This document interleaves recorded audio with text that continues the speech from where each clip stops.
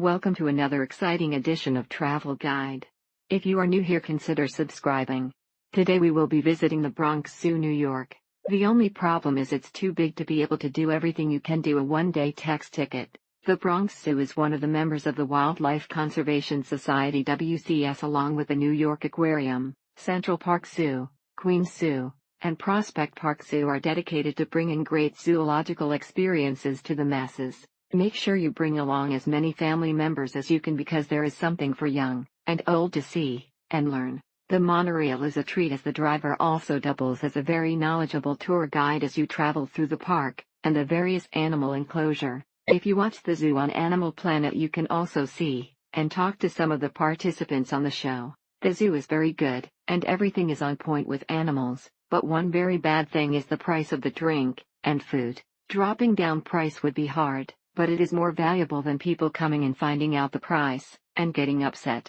When you are inside, you literally forget that you are in middle of the Bronx and are transformed to the middle of a forest, or Africa, or other wilderness environment, especially on a hot, humid NYC summer day. The mouse house and sections of the reptile house were very hot, and no AC, so make sure to bring water.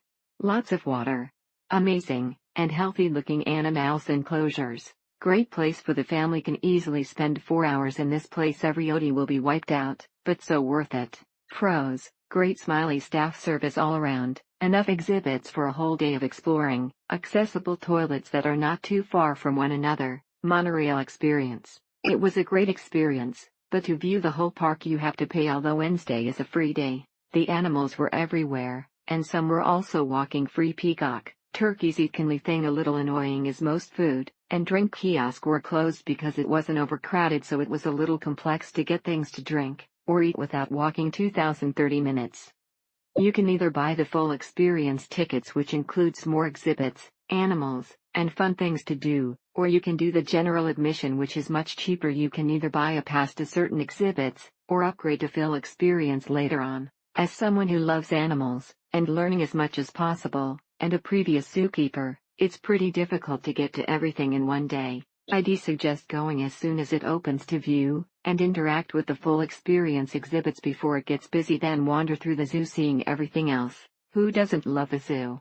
There are so many animals, from fan favorites such as giraffes and lions to more niche ones such as the elephant-nosed shrew and kiwi. At a fast pace you could probably see the whole zoo in a day. Open to close, a moderate pace with an unrushed lunch might require 2 days. The zoo has plenty of amenities: shade, benches, food, tram service. It's a bit pricey, and a bit of a hassle to get to, but the Bronx Zoo is a world-class zoo. The Wildlife Conservation Society WCS, the organization which runs the zoo, has done a pretty good job to create exhibits which closely resemble the natural habitats.